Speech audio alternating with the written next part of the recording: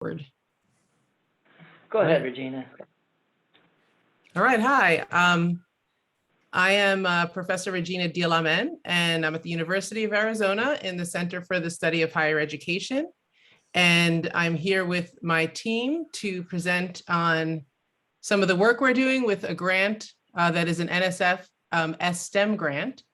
And so I'm going to share my screen and get started so we can explain to you what we're doing and what some of the findings are that relate to some of the work that you've been involved with.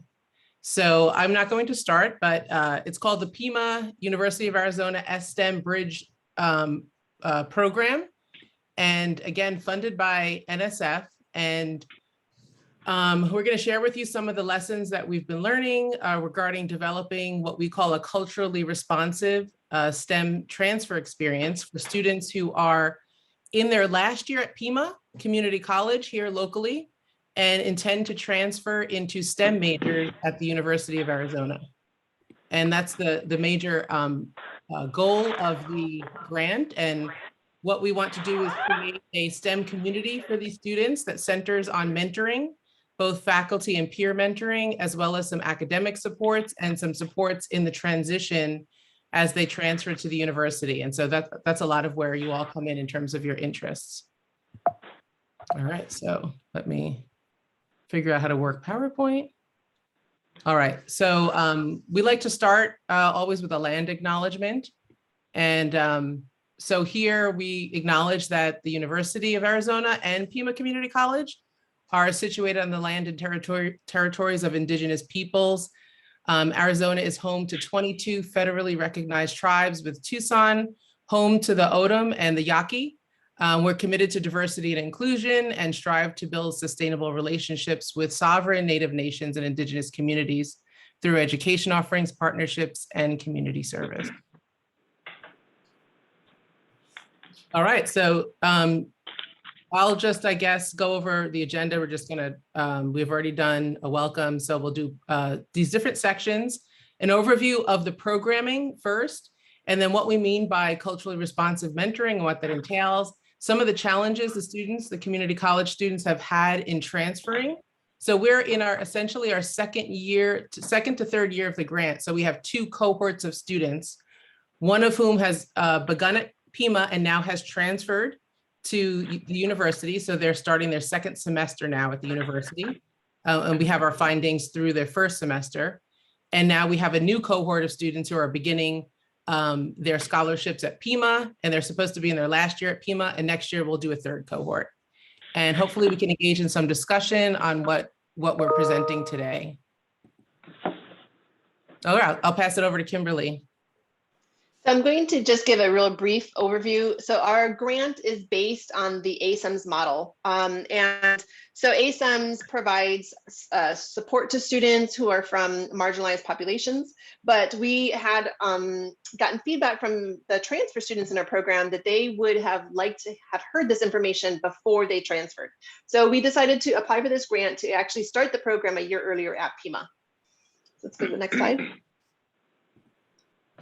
So this is, basically we have this strong mentoring team for the students. When they're at Pima, they have a Pima Community College faculty mentor that teaches in a STEM field. We have a STEM faculty mentor from the U of A. And then we have a peer mentor from the U of A who had also transferred from Pima and is studying in a STEM major. And then we have a whole support team. So when they're at Pima, they are supported by the program manager there. And then when they transfer, we have a transfer support specialist that works with them after they've transferred or even during the transfer process and works with them until they graduate. And then Jenny here on the left in the middle is our project manager for the whole project. And she's at the U of A. And so here's just a real brief overview of the project. So like I said, we have the STEM faculty mentoring that continues at least through their first year at the U of A. It's their second year in the program, and then they can always go and meet with faculty as needed. The faculty are trained on culturally responsive mentoring, which we'll mention in a few minutes. And the staff and peer mentors also provide mentoring through regular meetings. And then while they're at Pima, we have them go through this pre-transfer transition course. It's focused on STEM and STEM careers and getting involved in undergraduate research. And we provide a lot of coaching around that. And then how to prepare to be successful in STEM classes before they transfer. And then they take a research readiness course where they get to do research shadowing with, hopefully they will be applying to summer research programs or positions. And then we provide them with support with workshops and applying to graduate school. And throughout this whole process, we are providing STEM tutoring, and then they get scholarships. And we try to have some community building activities. That's a brief overview. Kimberly, do you want to specify how much of a scholarship they receive? Sure. So the first semester that they're, so the students start in our program the last year that they're at Pima. In that fall semester, they get $3,500, and then in the spring, they get $4,500. When they transfer to the U of A, they get $5,000 per semester. So, and then we provide that scholarship after they transferred to the U of A for 3 years. And Jenny, was I doing this too? I wasn't sure. Okay. All right, so then here's just some numbers about the students. All of them have to be from a low-income household. So we have 52 students total right now. 54% are female, 58% identify as from a racial or ethnic minority group that's underrepresented in STEM, and 67% are first-generation college students. The average GPA is 3.5. Oh, and 27% of participants identify as a parent or caregiver, which is really important.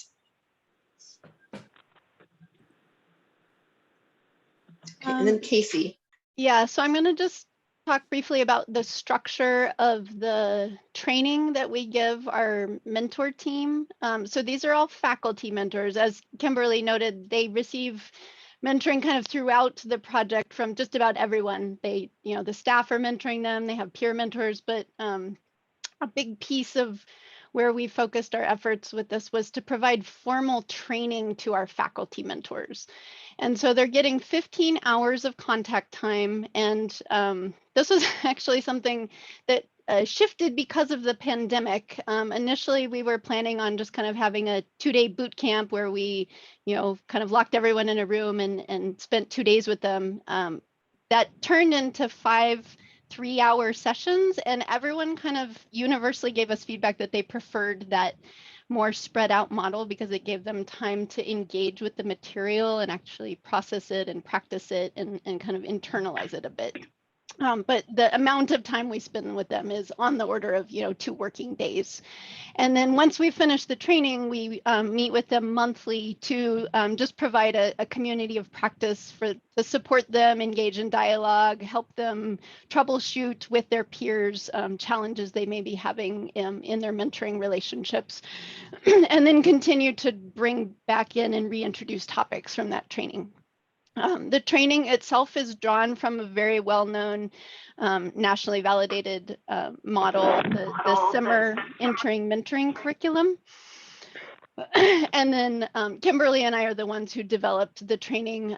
There's a lot of materials in there as well on culturally responsive elements that we brought in to support the SIMMER training, which is more focused on research mentoring. And this project is less about supporting students in undergraduate research and more just on their journey through STEM.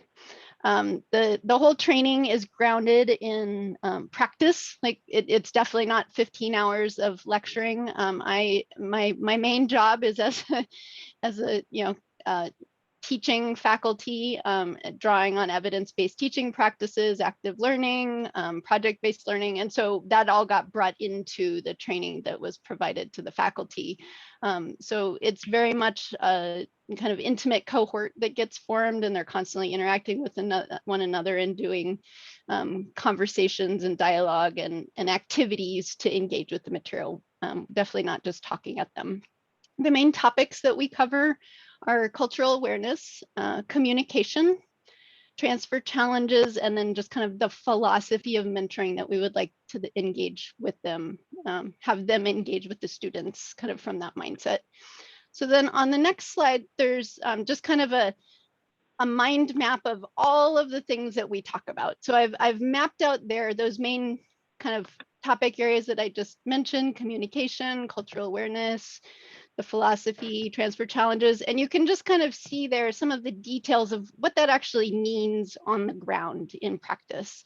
So on the communication side, we're doing a lot of exploration of active listening techniques, specifically in cross-cultural contexts, giving them scripts for dealing with challenging moments of mentoring, trying to give them concrete tools and work products that they can develop with their students. And then the other main focus of the training is that cultural awareness there. And you can see that there's a variety of things that we talk about there. So happy to dive into any of these topics in the Q&A section, but I just wanted to give you an overview of kind of this space where we're interacting in the training. Now, I think Regina is going to talk about some of the findings from the research of the response to the training and from both the students and the faculty. Exactly, yeah. I want to pause to make sure everyone sort of understands the reasoning behind this whole effort is that for the population of students we're working with, which are low-income students who end up being mainly first-generation students and students from underrepresented racial and ethnic groups, usually the pathway into STEM, particularly for the community college students, is a problematic one because once students transfer, even though they intend to remain in a STEM degree, the chances of them remaining in a STEM degree are less than 50%.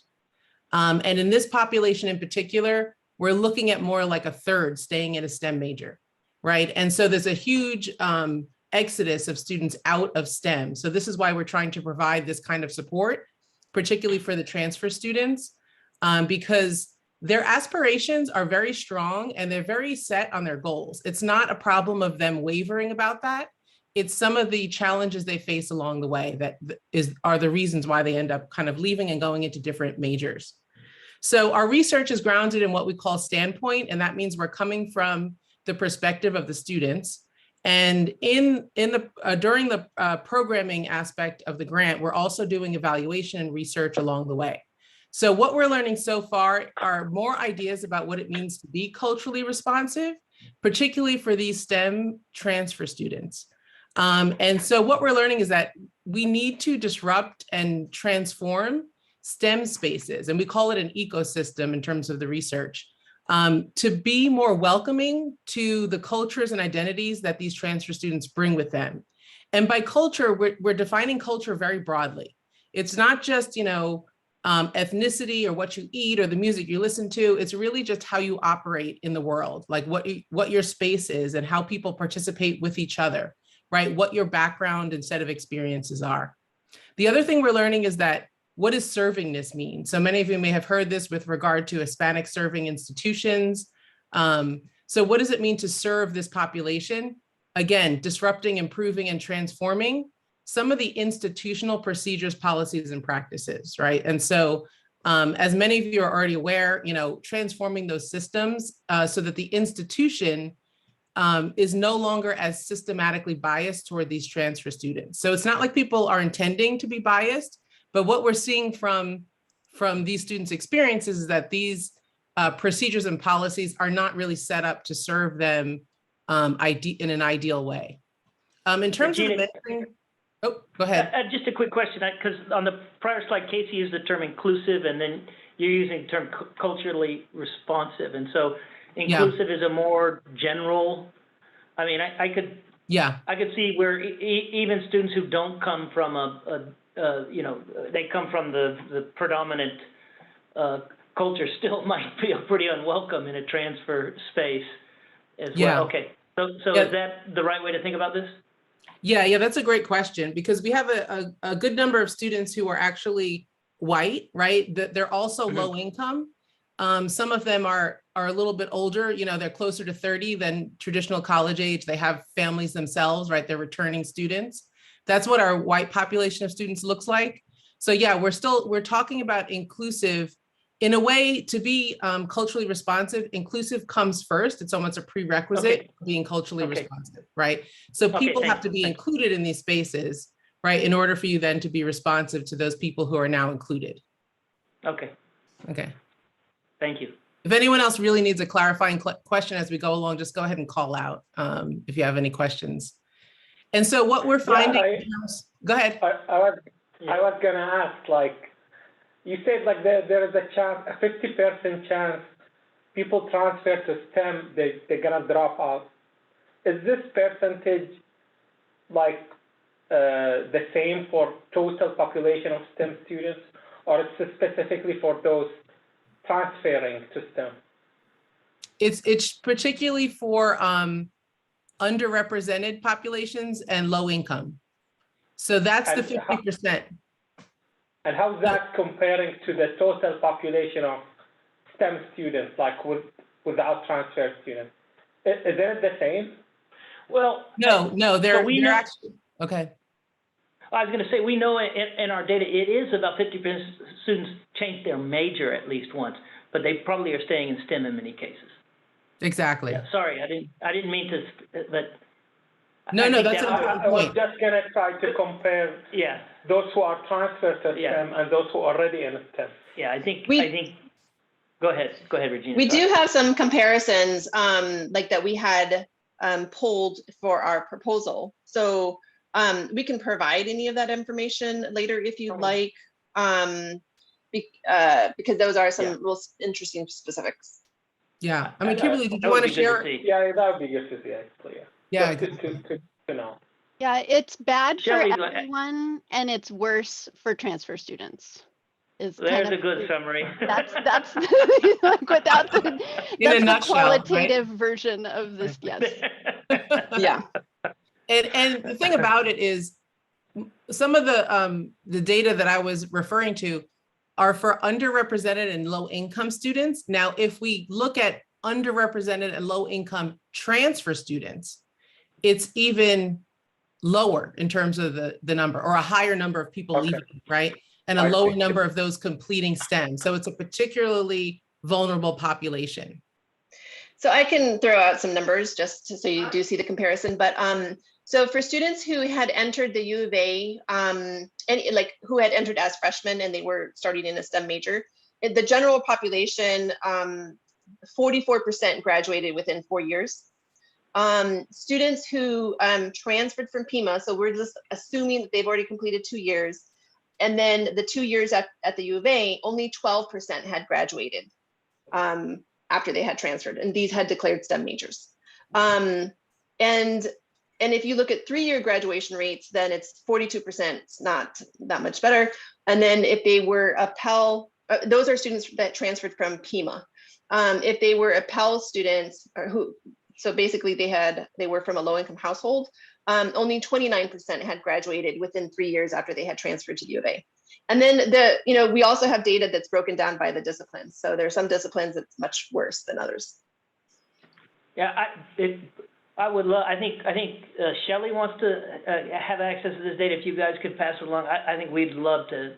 I'd love to see that. These are really very important data sets for us, for our research. Yeah. Thank you. Yeah, and because of that data, that's why we wanted to have this research project, so we could find out more about the impact of culturally responsive mentoring. If we treat students in a really welcoming way, would that impact their retention? So Regina is going to share with you some of the information about the what's come out of the research and what we're finding so far. So they've only transferred and been here for 1 semester, so we don't have a whole lot yet. Yeah. So that's great. Yeah, we can share with you the specific University of Arizona, transfer student outcomes. And you can see the numbers I was giving are more of a national picture. And so you can see that we're particularly challenged here at University of Arizona with serving this population of STEM students, right? It seems as if they're not doing as well. Now, Kimberly has run a program, the ASIMS program, for about a decade now, and it's actually had remarkably strong results in terms of serving this population, which is why we've incorporated this grant into the existing ASIM Scholars Program that already was available for both freshmen as well as transfer students. So some of the programming that she mentioned was already in place before our grant began. So those students kind of move into that space of support once they transfer, which is good, right? So that program is showing a much greater success rate than we see generally at the university in terms of transfer pathways. Okay, so in terms of the mentoring, which is the center of our programming, what we're finding are the benefits is that the faculty mentor, the two mentors, one from Pima, one from University of Arizona, end up being a partner and guide for students in their decision-making about their major, about transferring, about their career, a whole range of things. In a way that the students did not have someone there to help sort of co-decision make with them, right? Because remember, many of them don't have people around them that are involved in this major, right? Or in their fields that they want to enter into. The second way that the mentor is benefiting the students is that they act as an advocate to manage student self-doubt. So at every turn, these students second guess themselves, think that they individualize the problems they're having, right? And so dealing with the mentor and learning that the mentor has had similar challenges, right? And that it's not a reflection of the fact that they're unable to do this has really helped to mitigate that self-doubt among the students. And our mentors— hand raised here. Sorry? We have a hand raised. Oh, go ahead. Yeah, it's Shelly from Georgia Tech. So do the mentors act or help the students in designing their course path at Pima and then at Arizona, i.e. do they help them in selecting the courses that will count? And the other thing is, if you have, how many people are each couple of mentors or mentors serving? The reason I'm asking is to see how scalable would this be? Right, okay. So I can tell you that each student has two mentors, one from Pima, one from the University of Arizona. We have a total of 4 mentors at University of Arizona, serving a cohort of approximately 30 students. So we have the, if Kimberly and Casey want to elaborate on what the mentors do, right? And you know, how many students each mentor has generally. Mm-hmm. At least each faculty mentor has about 8 students. And then each of the peer mentors typically has about 10 students. We happen to be trying out a new model to scale up our mentoring, but we're only in year 2 of this project. This is working really well. So we do have faculty talk to the students about expectations of the courses so that they're prepared for when they transfer. We have them talk about, like the number of hours they should be planning to study outside of class. And they are supposed to fill out this kind of like a 4-year plan with our staff so that we can look ahead of time and see, oh, they're taking way too many classes their first semester. They're taking way too many STEM classes their first semester. So we have conversations about it. Our university does not like us to provide specific advice about which courses to take, because that is supposed to be the responsibility of academic advisors. But they will talk to them about, the intensity of the different courses that they can expect. And they might talk about, what courses are you planning to take? And they might discuss that together so that the students understand what the expectations are. And then they do talk about their STEM careers. So they talk about like, well, have you looked into this? Have you looked into that? This is what to expect when you're applying for a summer research program. Thanks. Yeah, that's a great question. And all of that falls under this decision-making, right? And so one thing we're realizing is how much labor power, right, this involves. And when we see how helpful these mentors are in guiding students through this, I guess, this transfer decision-making about the courses and what will count and what won't count and all these other things, we realize, what would these students do without all these supports, right? And we could truly understand why they're running into all these obstacles. Do we have another hand raised, or? I think that just your hand is still up, Shelly. Oh, okay. Just wanted to make sure. There you go. Okay. And so in order to get into these conversations, sometimes the students are hesitant because they're not used to faculty who are so approachable, right? We have just outstanding people, that we picked from a group of, over 60 applicants, right? And so they focus on being relatable, and they're trained, as Casey mentioned, to be culturally responsive and student-centered, right? And so They also try to relate in terms of their hobbies and other ways that they can connect, right, with the students. Some of them do have similar backgrounds, like coming from an immigrant background or a Latinx or Hispanic background and things like that. But it's also in other key ways that they learn how to be relatable, to open up that conversation, to get into some of these details about what seem to be simple administrative things, but students are overwhelmed by them oftentimes. And so what do we do with the faculty in the training? We try to increase their knowledge over time, and we evaluate that in terms of addressing these sort of culturally responsive learning outcomes for the faculty mentors, right? So that they're kind of enhancing their ability to be responsive to the students over time. And then, as Casey mentioned, a central component of this is that we have this community of practice. So we create sort of a mentoring community where the mentors can learn from each other. Oh, you're doing this with your mentor, or you're doing that. That's a great idea, right? Because oftentimes they don't have that support. It's not the kind of thing that gets rewarded in their profession or in tenure, right? So it's a great space for them to learn how to serve the students better. So here's one example of what one of the mentors mentions in one of our research focus groups. He said, I see over and over how self-doubt has crept into the minds of the students who are not represented within the academy. Setbacks impact people differently, especially when they already see themselves as outsiders to the field. From the outside, my mentees see me as, oh, I work on this NASA project, but the only way I'm on this project is by stumbling around in my career, and that's what you want to share. Your life will be full of failures and mistakes where you feel embarrassed, and that's fine. You will still be successful. So that's the kind of interpersonal work that many of these mentors are doing. This is a STEM transfer student who says that they came to the University of Arizona a long time ago, and now they're coming back. And by a long time, at this age, it's only about 3 or 4 years. And it does feel a lot different this time. Before, I felt really isolated and I couldn't tell people that I was struggling. It ended up not going well at all. And so now this time that I'm back, I have more of like a community. It's a lot better. They can help me with resources and things that I didn't even know existed. I'm less isolated. And again, this is not just about doing well in the classroom. This is about navigating that transfer pathway.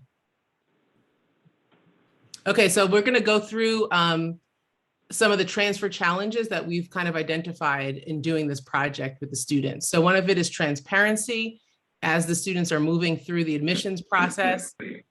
As you know, some course articulation issues, classroom environment and how students experience that here at the University of Arizona, and financial aid. So these are all relevant to students as they transfer to the university, not necessarily issues at Pima, but at the University of Arizona once they're trying to transfer.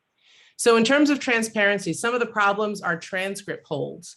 And students are getting their transcripts held for a variety of reasons, including if they've been enrolled previously at the university, and we call that reverse transfer. They're enrolled here, they go back to a community college. They might owe tuition, they might not have a GPA necessary for advanced status, and all kinds of different ways that students then have their transcript held up, which delays the transfer process. At any point, if Kimberly or Casey or anybody wants to jump in, feel free to go ahead and do that. Here's an example of another issue that emerged with many students, particularly engineering students. And part of the question that we ask ourselves is dual enrollment needed to attain junior status in engineering, right? Because we're finding a lot of engineering and computer related fields where students are running into this idea that they should be juniors and they're not. So one of the students was saying, when you do upper division engineering, you have to have this advanced standing. And it's tricky because with transfer students, their GPA doesn't transfer over with them. So this student had to meet with their advisor a whole lot to be able to get the advanced standing to be able to register for the upper division classes. It ended up taking a lot longer than I thought it would take for them to give me advanced standing. And so I missed the registration for my classes. And I was concerned they would all fill up before I could register. But I met with my advisor again, and he was able to just register me for the classes without the advanced standing first. And then like a couple of days later, I registered for the advanced standing that finally kicked in. So you can see again, the labor involved and the intervention that's often needed for these students to just simply transfer into junior status. So here's another example where the student describes it as a stressor, where, again, very similar situation. They had to take courses and then get a 2.5 or higher GPA in their STEM classes. And now it's like some of these classes are hard, but I have to accumulate those credit hours. And I didn't know that coming into it. I didn't know I needed to be approved for advanced standing. So that was my biggest conflict. I have to take 200 level classes still. And those are the classes that are going to dictate if I get advanced standing. And if I don't, then I have to retake classes again to make sure I have a higher GPA. So this is something in particular that we found for some other majors in STEM, this was not the case, right? So there are these particularities in engineering and perhaps some other fields that are not readily apparent to the students for sure, and oftentimes not even to advisors, particularly at Pima, before students get here. Okay, in terms of course articulation, there are colleges and departments at the university who are developing new prerequisite classes for different majors every year without considering what the consequences are for community college transfer students. So an example we have here is aerospace engineering and mechanical engineering, where they were asking that Pima develop a specific course for their majors so that they would be prepared once they transferred. So Pima did that, and the class is now engineering 211N, but students are taking that class, and now other engineering departments may not accept that class for different engineering majors. And Pima has to offer classes and fill them, and then it just creates lots of issues for Pima having to respond to these changes. And oftentimes there's an incentive for colleges and departments to create new classes for themselves to generate revenue at the university. But again, no one is thinking about the consequences for the community college students who need to transfer into that major, and any communication about this, on an ongoing basis. And so another consequence of this is that students need to stay within the credit hour caps for federal financial aid, right? So if they have to keep taking more and more classes because they were unaware, they're going to go over the number of credits that the federal government will award financial aid for them for any particular degree. So that's a problem for these students. There's also similar problem, language requirements for the College of Science. So here at the University of Arizona, there are these language requirements that don't exist at other institutions like Arizona State University and NAU, and it creates an incentive for students to avoid University of Arizona altogether, because it puts them in a situation where they need to take, say, 6 to 8 math and science classes in order to transfer into a STEM major here, but now they have the language requirements on top of it. So again, they run into a problem with those caps and the amount of financial aid they're using to fulfill all of these different requirements while they're still at the community college, right? So then they transfer and have to take more here, which extends their time and cost. And we're not consistent, not like you note here. It's not required in all majors. Exactly, no. So it's very specific to but different majors. Yeah. There's a lot of autonomy right here at the university, right? But then it has negative consequences for the students. Okay, so classroom environment is another major aspect of the challenges students faced.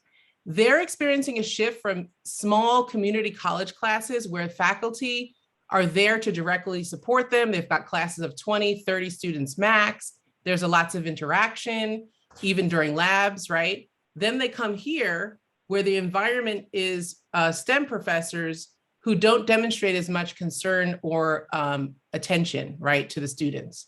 And so, the faculty here have a very different response to students in terms of the kind of, basically they're, I'm trying to put this diplomatically, where they don't think it is their job to help struggling students. If you can't make it, there's someone behind you who's willing to take that seat in your class, right? And so it's just a very stark difference.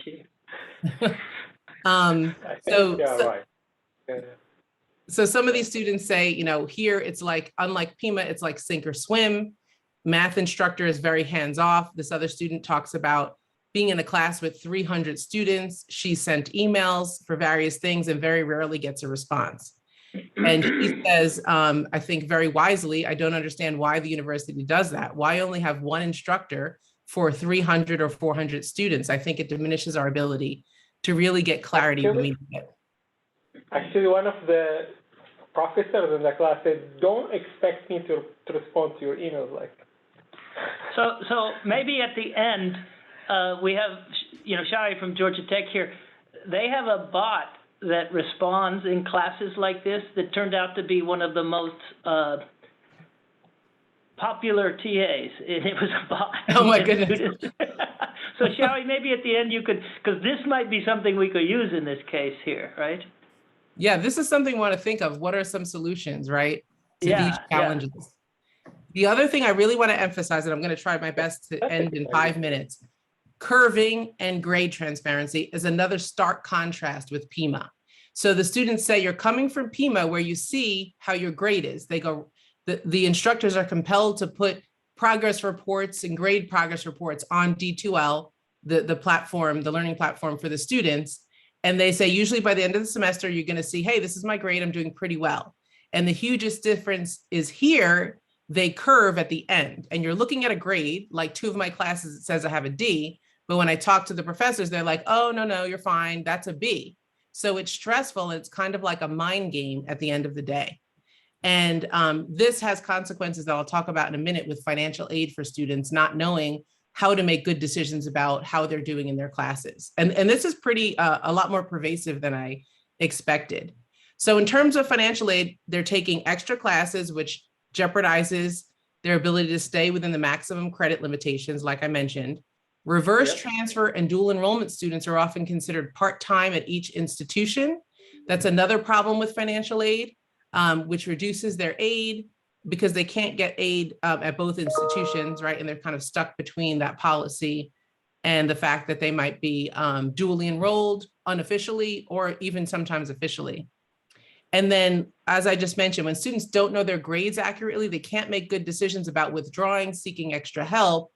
And this has consequences for their ability to maintain their satisfactory academic progress, their GPA, and they end up going on financial aid probation, lose their scholarships, and all kinds of other, problems, not being able to withdraw at the right deadline, right? So that's a real problem that translates from the classroom environment to the financial aid challenges. Okay, and I just want to really mention quickly, the consequences of some of these things are that the students are already overwhelmed, feeling isolated, anxious, and stressful. And these are the ones that have the benefit of this mentoring community, right? And this gets exacerbated by what we're dealing with this pandemic, as well as these challenges in transferring. So there are mental health consequences. And so we're trying to build relationships because of the overwhelming need for mental health support with psychological services. But we think that providing these STEM community spaces with other students who are going through the same thing, improving this classroom climate and reducing these procedural hurdles will mitigate some of these negative mental health consequences for students. They are really like stressed to the hilt. So here's one example. The student says, I'm in all 300 and 400 level courses. It's overwhelming. And a lot of students that I'm in class with, this is their second time taking the class. So these are freshmen, right, who've gone to junior status and they're taking the class again because it's so difficult to pass. So she says, it's just like a breakdown every 10 minutes. Like, am I going to pass? Am I not? And I don't know what my grades are. I don't know. It's just stressful not to know. So this was a student getting very emotional in one of the focus groups. So we'd like to, open it up to discussion in terms of, again, some thinking about how we can, maybe brainstorm and work together to address some of these challenges we're seeing. I just wanted to make a comment about last slide. Okay. Yeah. So last semester I had this probability class. Yeah. And it made me think many times quitting the program. But honestly speaking, the professor was so good in the class. He is so good in explaining things, but he gives you assignments and homeworks, and and the very tough exams and assignments that made you think you don't understand it correctly. But at the end of the semester, he's a good grader. Like you will pass, but he puts you under a lot of pressure. Yeah. During the course. Yeah. This is the You know, problem, I was think, thinking. because, go ahead. Sorry, Regina. That's yours. No, I mean, I was thinking a lot about that, and I don't want to give the impression that all these STEM faculty are the worst. You know, I think we can pull out like great examples of faculty, but in terms of the curving, that student doesn't know which course is going to end up well in that way and which one isn't. Exactly. You know, we have students who have failed because they didn't know what was happening, or they ended up with a D or even a C, which brought down their GPA enough to put them on probation, academic probation. So it's great that some professors are supportive and they curve and they're very lenient with their grading, but others are not. And the student, how is the student going to distinguish? How are they going to know which professor does what, right? Especially if they're a transfer student and haven't had the benefit of knowing a lot of students here freshman and sophomore year. This is an education issue for faculty, because I think they also don't realize that this stress that they put, it affects different people differently. And a transfer student probably, right? And I think that's important. And I want to point out something else on this last one. There's some interesting research that connects to that statement about where, and it was done at New Mexico State by a guy named David Smith, and I can share it with you, where he looked at what happens between, and we're trying to look at the same thing here. We look at how the complexity of the curricula is kind of taken out year over year. If you're and I don't know what do you call the student who's here for 4 years? You know, people use the term native, but I don't think that's proper. So I don't know, you know, if I use first-time student. First-time student. Mm-hmm. Well, they started here. Their first time started here versus first time at a community college. I think. Yeah. Maybe 4-year beginner. I don't know. I don't know what they call it. Yeah, we need the right term to use. I would love to know what it is, but yeah. So if you're a 4-year beginner, as you take courses, you're eliminating a lot of the complexity of the curricula. And what he found was that if you're a transfer student, they're not knocking out the complexity of the curricula at the same rate. And as soon as they transfer, they're, in this case, all 300 and 400 level courses, far more complex than the 4-year beginner. Right. And it's this huge jump in difficulty in surmounting the entire curriculum. And he mapped this out and showed the curricula where that was, you know, happening in the worst way. So I would like to maybe work with you to study that issue here. Exactly. I think you're exactly on point. And this same student, I remember in the focus group, she also said, the most terrible thing about this whole experience that's been a drastic shift for me, that what she was saying is that I've gone from being an honor student to being a student who's just trying to survive, right, and get through this. So it's been a tremendous blow to her identity, you know, in many ways, and she's just, you know, constantly under stress. Yeah. So the other thing, Go ahead, Greg, what you were saying about the students, you know, coming here and taking all these 300, 400 level classes, one of the things we've talked a lot about in the past is a reverse, you know, having a reverse transfer process that's a lot easier on the students, where maybe we have some automatic process where, you know, we have a system that sends information easily back to Pima, that we have, you know, these agreements in a system that's easy for students to find. If the student is taking all of their gen eds at Pima and then they come here and the only thing that's left to take is STEM courses, then it makes it so much more difficult for them because they have no balance. Oh, and I found in just some of the preliminary work I've done on looking at this for our other work that we're doing with Pima, for example, chemical engineering, a really key course that is needed to stay on track to graduate in 4 years is not available to those students in the sophomore year. It's not so that jump is going to happen no matter what, even, you know, so or unless they can somehow figure out I need to come to UA, take that one, and then while I'm continuing at Pima, which is not optimal situation either. Yeah, and Jenny, our project manager, has been working with a lot of students trying to help them figure out like, okay, how to get financial aid here, how to get financial aid there, what is the process, like what documents you have to figure out to sign, you know, who's going to make sure that this agreement is fulfilled. Pima wants to make sure that they do get their Associates of Science, so there has to be a system that's easy for students to follow, and that you know, maybe that we have one person here at the U of A that works completely on those types of issues, like dual enrollment and reverse transfer, so that there's somebody that students can go talk to, which is kind of what our program is providing, but in a pilot basis. Yeah, that's good. You know, we'll soon have some transfer maps as a part of the work we're doing, so it would be a really good time to sync up on that. Hey, Shao, do you want to share what I mentioned about the Georgia Tech? I can't remember the name of that. Are you still there? I'm here. You No, know, Shawi, not. oh, thank you. Okay, got it.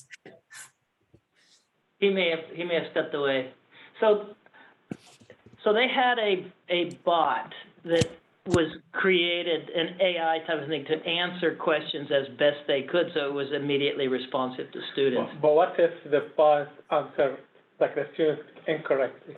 Well, I don't know. Like Shawi could probably tell if he comes back, but it ended up being the most popular TA on campus because they got help immediately. Like it was responsive to them.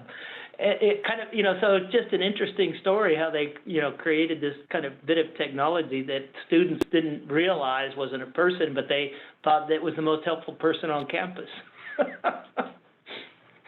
So Well, you know, if, oftentimes students have very simple questions, right? If they just got at least one bit of an answer rather than no response, right? It could be a huge or help. this thing that, like you said, the professor said, don't expect me to email you back. Come on. I mean, yeah. Don't expect me to pay my tuition. I mean, what do you? We can't. That's what they should hear and respond. You know. Some professors, like from first to class, they say this. Don't expect me to respond to emails.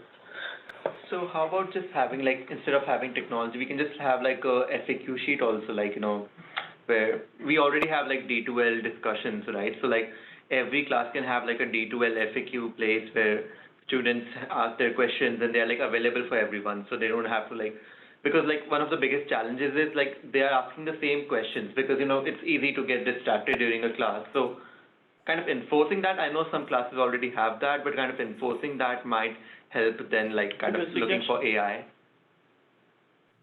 Yeah, I think that makes sense too, or collecting them and then putting an FAQ. I don't know if Regina, you have any, or Kimberly or Jenny. Well, I mean, it's just interesting to hear this discussion because I just feel like we know so much about what good teaching is, and it's just, you know, not following, you know, good teaching practices.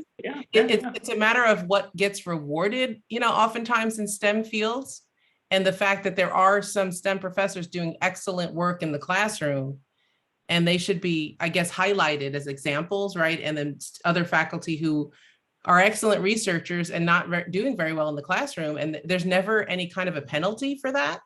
So it just keeps going on and on and on as everyone else in other fields are doing all kinds of student-centered instruction and, you know, flipped classrooms and all kinds of things. And I know that some of that is happening, you know, here at the university, right? So it's just a matter of why do we continue to see these kinds of practices where we just have a classroom setup that, you know, students are really just failing out in such large numbers.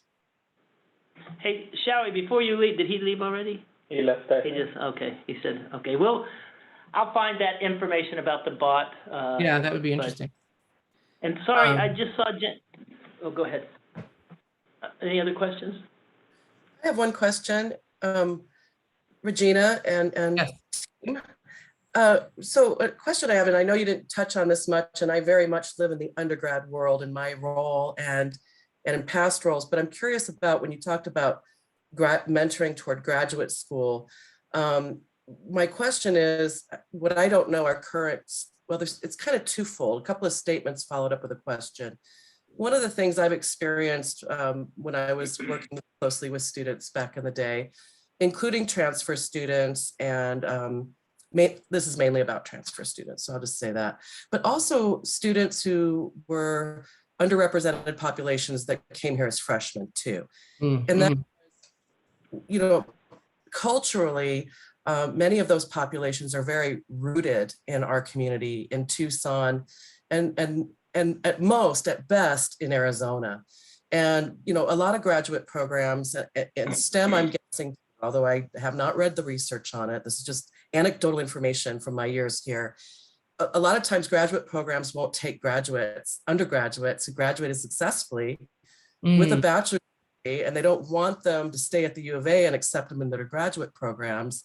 I know that's not just U of A specific. Yeah. So I think about that when it comes to STEM students and underrepresented populations, like I said, especially rooted here in the local community. And the second piece is, and worse yet, potentially, is being a transfer student. Do we have data on graduate programs acceptance rates in STEM of transfer students? Because there's been tales from the 20 years I've been at the U of A, there's tales that go back to that too, about not even having a chance if you're a transfer student. Does anybody have any feedback or any, and so how are you, if any of this is still true, how does the graduate mentoring work toward graduate school? I mean, mentoring them about graduate school. Well, you know, they do get research experience. So they all do a lab shadowing. So they get that first. So we want to make sure that they even explore research. And then we help them apply to summer research programs. And then we talk to them about how this is important for graduate school. But we also have different workshops that we provide about the graduate school application process. So it's mainly through the workshops and then also through the one-on-one meetings with the transfer support specialist. So that's mainly like we have different partnerships like with the Thrive Center, where we'll do, and the think tank we'll do some workshops together about the graduate school application process itself. And if students have gotten into a summer research program, especially at the U of A, then there's a lot of preparation that takes place during the summer, different workshops. Okay. Yeah. And what you're talking about, the larger culture of not bringing undergraduates into your graduate program, you know, is really, to me, it's just a remnant of, you know, a formerly elite system, Exactly. right? Exactly. And so that's one example of what needs to be disrupted, right? And so, you know, as department head, we take undergraduates into our graduate program. We even hire faculty who are part of our graduate program. Now, we're not going to hire all of our faculty that way, but we're willing to do that, even if there may be reputational consequences, right? Yes. Which we found eventually there are not, because these were faculty who were the most deserving and the ones we needed, right? So yeah, I mean, I think you're right that these students who tend to be transfer students tend to be a very local population. That's why they're at college, right? So the idea of going away to graduate school is going to be a huge step for them, right? And so the question is, should they need to do that? Should we compel them to do that, right? Or should we open up spaces here to think about staying here for graduate training? Oftentimes, what ends up happening is you counsel students to take the time and go away to graduate school, and then you can always come back here for your, you know, to be in your local community for your profession. But then, you know, once they go away, you know, as we know, there's a huge rate of not completing, right, their degree. You know, so it is a larger issue that you're pointing to. I wasn't sure what you were saying about, I don't know if we covered all your points. Regina, with that in mind, Regina, thanks. And I definitely agree. I'm sorry. I agree, Regina, as a graduate of the university with a bachelor's degree and also a PhD from higher education at the U of A. Thank you very much. My focus is more on STEM and I don't know how that, you know, those cultures are very, you know, STEM culture is very different, right, from education and even SBS and humanities. So it's just a concern, and I agree with you. I really think we do need to be disruptive, particularly in the STEM fields. about the needs of these students and their aspirations, as well as maintaining their cultural attachments and roots here locally. I think it's gotten a little better. I've not studied it or researched it, but I just wanted to mention it because I think that's another disruptive piece that's important. And transfer students I was talking about, if you think I didn't get on that right, Regina, was just, I think transfer students are even in a potentially higher bias against them than starts here, you know, Exactly. at the, that's my concern too. Thank you. You know, I did want to, you know, that just as a follow-up question, so it seems this training that's being provided to faculty is incredibly important as far as this goes. How many and how receptive have folks been so far? In terms of which folks being receptive? The ones receiving this culturally responsive training, the faculty. I mean, how widespread is it? Oh, I see. And yeah. So the faculty who are receiving the training have been tremendously positive about it. So they, and we altered the training a bit because it was sort of like we had faculty that we picked who were kind of more along the way of understanding things like implicit bias and how to be responsive. But I want to emphasize that I feel that there's more of a demand for this training than we're able to supply. I mean, obviously we pick 4 new mentors per year at the University of Arizona. But again, we have many more STEM faculty and postdocs applying to be mentors.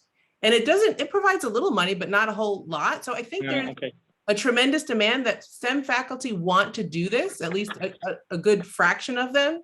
And it would be great if the university can help support this training.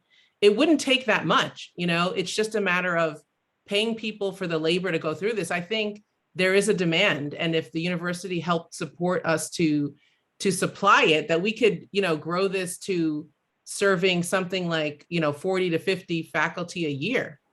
You know, yeah, we I have think that mechanisms in place, and I don't know if Casey wants to speak to that as well. Yeah, I was just going to say, Greg, this could dovetail really nicely with the work that Andrea Romero is doing. She has gotten a little seed funding from Liesl to develop some faculty mentor training. It's initially focused more on mentoring junior faculty. This is kind of at the undergraduate level, so it's, you know, not top of the list of needs, but there's definitely an appetite there for faculty to get formal training to feel like they can be more responsive to students in this undergraduate space who may have a different background than they themselves do. And that's a good person to follow up with on this. Mm-hmm.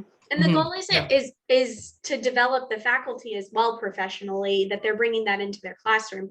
Yesterday, the HSI Servingness workshops that they had talked about the Culturally Responsive Curriculum Development Institute. So during the summer, they have faculty apply to be a part of this institute and learn about how to incorporate these culturally relevant practices into their classroom spaces, which is great. But this is another pairing of it. And I think both doing it in your curriculum, but also the way that you intentionally engage with students individually and mentor them as a part of the serving aspect of the faculty role is really important. So there's definitely an interest in it. It seems like it should be a part of new faculty orientation. Right, I mean, again, something to talk to Andrea about, but this should be part of new, like that would be a good place. Yeah. And not just orientation, I would say also continuously learning opportunities, especially for tenured faculty, some of those that are more already set in their ways, and how we're helping to bring them into these conversations, because those are the ones that aren't applying to go to this institute or be a part of this mentoring program. So no, I agree, but it should start. Yeah, that's a really good point. And you know what, Greg, we were in our advisory board meeting a couple of weeks ago, and one point that was made, I can't remember who made it, is that oftentimes it's better for STEM faculty to go through this training with other STEM faculty. First of all, the community space is good for bouncing off ideas, but then they're also not with those humanities and SBS and education, you know, social and behavioral sciences and education people who are kind of like using language and, you know, terminology that they're not familiar with. right? So Yeah. one of our advisory board members was mentioning that it's great to do this training, not with, to have a space for STEM faculty to learn about this with other STEM faculty. Because oftentimes, like I said, other faculty are kind of more advanced along the way, and then they kind of get lost, they don't speak up, they turn off to it, right? So that's something else to consider, when we group faculty for these trainings. There's a lot that could be done. I'm going to stop at this point. Let me see if I can, and thank you so much for the talk you gave. I appreciate it.